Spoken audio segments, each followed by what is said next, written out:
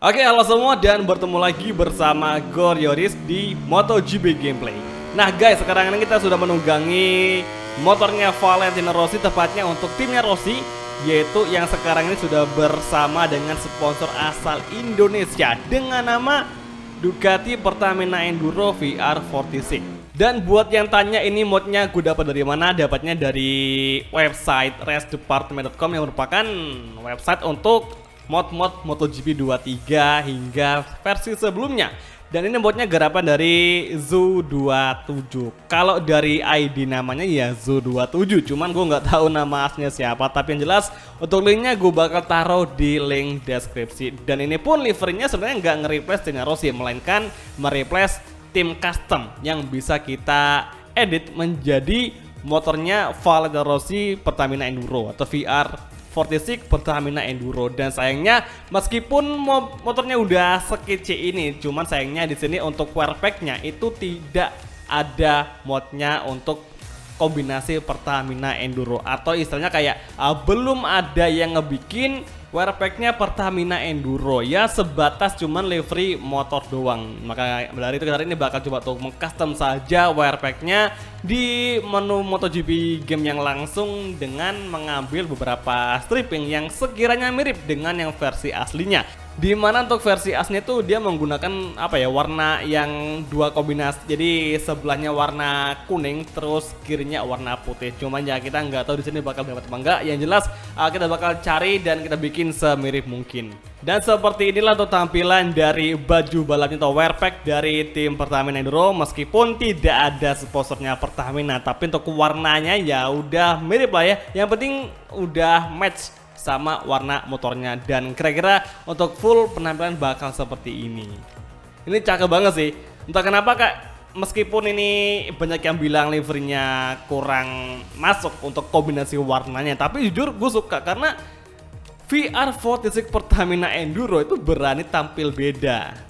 Dimana di beberapa tahun belakangan ini banyak tim MotoGP yang menggunakan warna hitam sebagai warna dasarnya dengan kombinasi warna-warninya sedikit saja. Tapi di tahun ini Pertamina Enduro datang dan hadir dengan warna yang sangat ngejreng sekali. Jadi berasa kayak lebih senang aja cuy, kayak euforia balapan GP semakin dapat kayak di tahun 2017an ke bawah, dimana itu motornya bener-bener kayak warna-warni semuanya, gak ada yang dominan warna hitam. Dan seperti itulah penampilan dari livery Pertamina Enduro yang sangat kece sekali. Jujur gue suka meskipun banyak yang bilang kurang bagus untuk kombinasi warnanya. Tapi ya terserah, namanya orang kan juga pasti punya selera masing-masing yang pasti nggak akan sama ya, atau mungkin beda-beda istilahnya. Jadi ya oke lah. Jadi sekali lagi thank you buat Zoo27 yang udah ngebikin livery mod ini untuk Pertamina Enduro VR46. Dan gue masih bingung sama si Zoo27, entah kenapa dia ngebikin livery kayak gini atau livery Pertamina Enduro di game MotoGP 22. MotoGP 2022 game yang harusnya kan dia ngebikin di versi MotoGP 23 yang ibarat kata kayak lebih baru lah ya untuk jenis gamenya. Entah kenapa dia ngebikin yang versi lawasnya di tahun 2022. Kalau dari yang gue pikir sih ada beberapa alasan ya. Yang paling utama ya pasti karena emang si Zoo ini cuman punya MotoGP 22 game. Apalagi harga gamenya nggak murah cuy. Sekarang makin naik loh harganya. Bahkan sekarang aja untuk MotoGP 23 itu harganya kalau nggak salah udah nyampe di angka 600 ribuan, dan itu sangat tinggi sekali, udah sama kayak F1 cuy.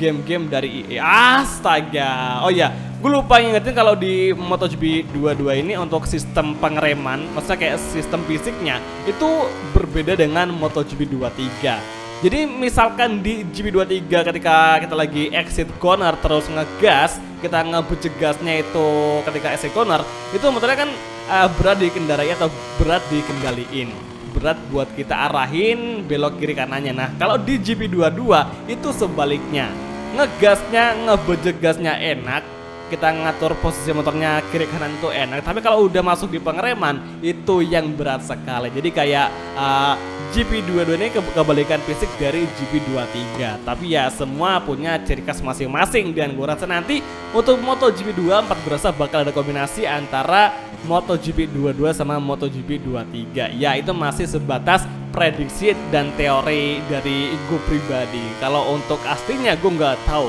Ya jujur sih, kalau dari yang gue harapin untuk fisik dari MotoGP 2024 itu gue harapnya kayak fisik yang ada di MotoGP 21, enak buat dikendarai. Dan di sini kita bisa ngelihat ada Suzuki yang masih ada di track 2, yang mana ini merupakan musim terakhir dari pabrikan Suzuki berlaga di kelas MotoGP sebelum mereka melakukan break ya, atau istirahat, entah sampai kapan mereka bakal istirahat. Tapi yang jelas untuk saat ini misalkan Suzuki mau gabung kayaknya enggak sih. Apalagi untuk Suzuki sendiri itu untuk dananya tidak sebanyak pabrikan lainnya. Kayak Ducati, Yamaha, Honda itu jauh di atas Suzuki. Jadi gue rasa dengan Suzuki yang semakin hancur pasarnya di Indonesia, gue rasa sangat susah untuk Suzuki kembali di MotoGP. Karena nggak segampang itu kita naikin pabrikan di kelas MotoGP. Butuh biaya yang banyak. Dan salah satu pabrikan yang udah kapok main di GP ya geng ijo cuy. Kawasaki udah nggak pernah lagi nyentuh kelas MotoGP. Sebenarnya kalau ngomongin Kawasaki yang berlaga di MotoGP itu pernah kok. Kalau nggak salah dari tahun 2013 sampai 2017 itu ada namanya tim CRT. Jadi kayak di bawahnya kelas independen. Nah itu untuk kelas CRT sendiri adalah tim yang gunanya untuk meramaikan balapan GP, dan mereka pun ya pasti di posisi paling belakang karena mereka pakai engine dari motor-motor superbike seperti ZX10 tapi menggunakan sasis dari pabrikan lain. Jadi kayak kombinasi antara mesin massal seperti mesin superbike tapi dengan kombinasi sasis yang versi prototype. Itu kalau nggak salah dari tahun 2013 sampai 2017 kelas CRT. Kalau nggak salah juga si Espargaro pernah masuk di kelas tersebut dan pastinya mereka jadi anggota San Mori cuy, di posisi paling belakang terus. Oke, saat ini kita udah kedatangan Jorge Martin dan juga Pecco Bagnaia yang turut merayakan sepang tes di sini dan sisa waktu 8 menit lagi. Oke, kita bakal entry corner di turn 1. Jadi ini bukan video kompetisi kita harus battle sengit, tapi ya cuman sebatas kita ngeramein aja untuk menjelang nanti sepang tes di 2024. Gue makin penasaran kira-kira siapa yang bakal memiliki kandidat kuat buat juara dunia di MotoGP 2024. Apakah Francesco Bagnaia, apakah Jorge Martin, atau mungkin akan ada rider baru yang sangat kompetitif, misalkan si Acosta, atau mungkin justru 8 kali juara dunia yaitu Marc Marquez yang sekarang sudah gabung di Ducati Gresini. Ya mungkin sih kalau dari awal-awal balapan mungkin Marquez masih butuh adaptasi, tapi nggak lama lagi dia pasti bakal sering meraih kemenangan karena Ducati adalah motor terbaik di grid MotoGP saat ini. Udah nggak ada yang bisa ngalahin Ducati so far hingga di 2023. Nah ini kan kita lagi nggak main mode karir kan lagi, kita udah break untuk mode karir karena udah beres semuanya. Nanti tinggal ngumpulin mood aja kira-kira gue masih pengen lanjutin karir apa enggak karena udah mulai sepi. Jadi gue rasa nanti kita bakal selingin aja sama video-video random kayak gini untuk MotoGP game, entah itu MotoGP 3 atau mungkin MotoGP versi lainnya. Jadi selingan juga kita main F1 karir supaya kalian juga yang nonton nggak terlalu bosen kalau digas sama F1 karir terus. Oke, backstride dan menuju last corner Ducati Muni lagi masih kebayang-bayang sama Muni. Oke, Ducati Pertamina Enduro hati-hati dan aduh malah collision sama astaga crash. Oke guys, kayaknya kita udah naja untuk ngelakuin ala-ala sepang tes nih karena udah cukup kalian lihat gimana hasilnya. Dan oh my god, ini firingnya pada baret semua loh. Ini kalau dipasangi mod lagi, mod untuk crash damage-nya ini makin gokil sih, makin kelihatan bagian dalam dari mesin-mesinnya cuy. Dan so far seperti inilah untuk tampilan dari Ducati Pertamina Enduro yang udah baru aja kita bikin crash berkali-kali dan semuanya baret-baret cuy.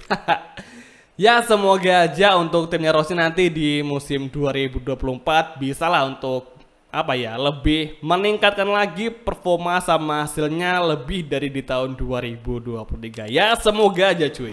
Jadi oke semua, kalau gitu terima kasih nonton, kalau gitu sampai ketemu lagi di video MotoGP gameplay untuk episode selanjutnya. Thank you, bye dan ciao guys, sampai jumpa.